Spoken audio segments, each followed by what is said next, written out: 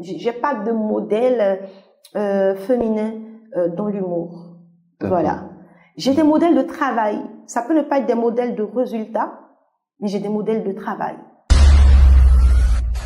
Alors, lorsque tu rentres dans l'humour, est-ce qu'il y a des femmes qui y sont déjà? Ou est-ce que là encore, tu es la première femme humoriste? Non, je ne Ça sera un peu difficile parce qu'il y a les je ne pense pas que je suis la première femme. Mais vous savez, en général, quand je rentre quelque part, je préfère écouter les conseils, tu vois, parce que souvent, quand tu regardes trop quelqu'un, tu as tendance à reproduire ce qu'il est. C'est bon d'avoir des modèles, mais il faut prendre le temps de se construire, tu vois. Et à ce moment maintenant, tu peux t'ouvrir à des modèles parce que tu as déjà une base et le fait de regarder les autres, ça va venir colorer ce que tu es déjà. Mais si, en tout cas, c'est ma conception, mais si dès le départ, tu commences à regarder, inconsciemment, tu vas reproduire ce que tu as regardé. Donc, au départ, je n'ai rien regardé. De toutes les manières, j'ai pas de modèle féminin dans l'humour. Voilà. J'ai des modèles de travail. Ça peut ne pas être des modèles de résultats, mais j'ai des modèles de travail. Il y a des gens dans leur persévérance. Il y a des gens dans leur sérieux. Maman, c'est un modèle extraordinaire pour moi. C'est lui qui m'a appris, en tout cas, je commençais avec lui, mais il m'a appris on ne vient pas sur scène pour, vanner dans, tu vois, pour faire de l'improvisation. Ça s'écrit. Et moi, j'écris tout. Je ne me considère même pas comme une humoriste de premier rang. Je ne sais pas si on se comprend. Moi, je travaille. Moi, j'écris, je répète comme une folle. Souvent, je suis dans ma voiture, je parle seule. Au feu, les gens me regardent, est-ce qu'elle n'a pas pété un plomb? C'est difficile, l'humour. Ok. On a vu que dans le rap, tu étais la première femme rappeuse. Super. Est-ce que lorsque tu rentres dans l'humour, tu trouves des femmes qui sont déjà là? Oui, je trouve des femmes. Je trouve déjà Charlotte Ntamak, qui est au Parlement du Rire. Je pense qu'il y a Rokiatou Ouedraogo aussi, du Burkina. Voilà, il y a des femmes déjà dans l'humour. En Afrique, en tout cas, il y avait quelques-unes. Pas beaucoup, mais il y en avait déjà quelques-unes. Voilà. Mais que je n'ai pas peut-être tout de suite regardé, mais je les connaissais de nom. Et puis, j'en ai vu passer au Parlement. On a vu que ton rap était très engagé avec des sujets qui sont vraiment engagés. Si tu devais faire une petite lecture, sans tomber dans la polémique bien sûr, du rap aujourd'hui tel qu'il est fait par la gente féminine, est-ce que tu dirais que l'héritage du rap engagé que tu as pu mettre en place, puisque tu étais la première, est bien suivi? Malheureusement, je ne suis pas consommatrice du rap actuel, parce que nous on est resté old school. D'accord? Mais la société évolue et ce qu'on met sur le marché répond aux besoins du marché. D'accord? Elles le font et il y a des gens qui aiment.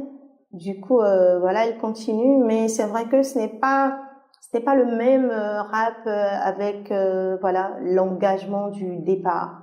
Mais ça, je ne peux le reprocher à personne parce que on reste soi et on ne donne que ce qu'on a, ou bien on ne donne que ce qu'on veut donner et on ne donne que ce qui est apprécié par ceux à qui on veut donner. Donc je pense qu'il y a tout ça à prendre en compte. Mais pour moi, c'est pas le rap engagé d'antan. Ton talent te hisse dans plusieurs radios en tant qu'animatrice radio, Comédie FM, Alpha Blondie FM, présentatrice TV dans Africab, Maïcha TV, RTI2, Canal+, Comédie, et puis quoi d'autre? Je pense qu'on est bon là. Oui, c'est ça. J'ai fait RTI1, voilà, je pense qu'on est bon.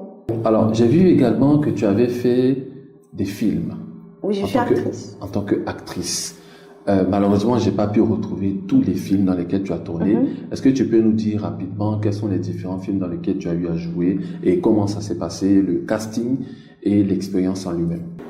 Je rentre dans l'actorat. Comment ça s'est passé? Tout est parti de Bamako. Tout est parti de Bamako, de ce que j'ai fait avec Zongo.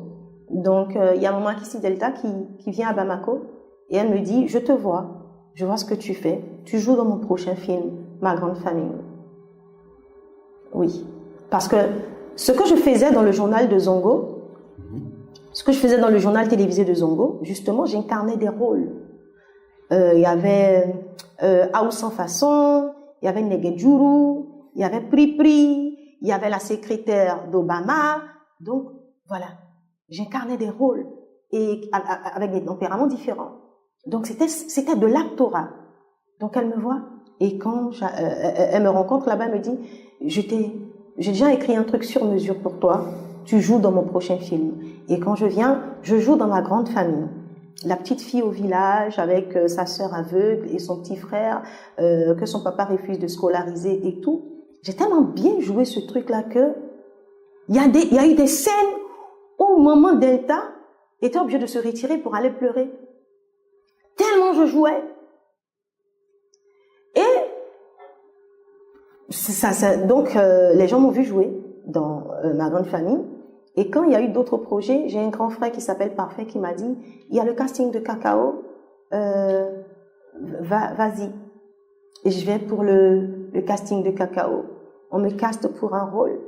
Après, on me demande de revenir. J'ai dit, mais ça là, c'est... Et quand je reviens, c'est le réalisateur lui-même, Alex Ogou, qui me fait passer le casting. Je dis, ah, là, c'est chaud. Et il me donne un rôle et que je joue avec lui. Je l'interprète bien, au point où, voilà, il en sourit un peu. Et quand je quitte là, je dis, on dirait que c'est bon. Hein. Donc, je joue dans Cacao. J'ai joué dans Voyage de rêve, qui est passé aussi sur TV5. Après, j'ai fait une petite apparition dans Invisible. Voilà. Et puis, après, j'ai eu Apart 21 avec mon Lokwa Isidore. Voilà. Sur MCI et puis voilà, moi je trie les projets dans lesquels je joue et en ce moment on est sur Buzz qui est la nouvelle réalisation de Franck Pays.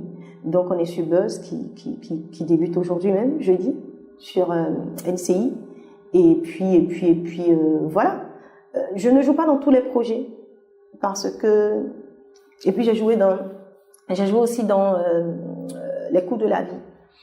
Donc, comme j'ai plusieurs casquettes, et le cinéma, c'est pas forcément le segment de mon activité qui m'apporte beaucoup d'argent.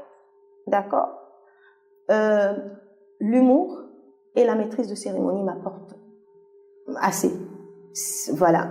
Je veux dire, la moitié de mon revenu est constitué par ce segment de mes activités. Et il y a un minimum, même quand il n'y a pas le budget qu'il faut, il y a un minimum, tu vois. Et souvent, ce minimum-là n'est pas disponible. Et voilà, il y a des projets qui ne correspondent pas aussi à ma vision des choses. Est-ce que dans ta carrière, qui n'est pas encore finie, tu as eu à faire face à ce qu'on peut appeler, et qui est aujourd'hui assez fréquent, à telle enseigne qu'à chaque fois qu'on verra mon podcast avec les femmes, on dirait qu'ils posent toujours la même question, mais c'est parce que c'est pertinent. Est-ce que tu as déjà eu affaire à des propositions qu'on pourrait appeler indécentes dans ton parcours de rappeuse, d'actrice, d'humoriste, mais je pense que ça va être plus dans l'actorat. Pour les propositions indécentes, oui, j'ai déjà eu affaire, mais vous savez, il y a plusieurs sortes de propositions. Les propositions directes, il y a des propositions très directes. J'en ai eu quelques fois, deux fois, mais très directes, où on te dit, écoute, je veux ça, je te donne ça. Voilà. Mais après, non, ces propositions-là, c'était quand j'étais très jeune. D'accord? Mais aujourd'hui, j'ai une certaine personnalité que je ne cache pas, que j'affiche et que j'affirme. Du coup, les gens ne vont pas venir de manière frontale te dire que c'est une proposition et tout. Ils essaient de souvent déguiser ça. Donc oui, j'ai eu plusieurs propositions comme ça. Mais ce que moi j'ai beaucoup mis en avant, c'est mon travail. Et les gens savent un peu comment je réfléchis. Donc même quand c'est l'idée que les gens ont, ils essaient de déguiser cette idée-là. Voilà. Et aujourd'hui, avec les réseaux sociaux, on est suivi, hein. On a des gens même qui ne commentent pas, tu ne vas pas les voir en ligne, mais qui te suivent. Donc, ils savent quel type de femme je suis. D'accord?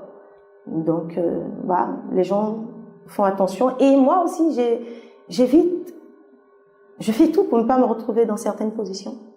Je fais tout pour ne pas me retrouver dans certaines atmosphères. Je suis du milieu, mais je ne suis pas dans le milieu.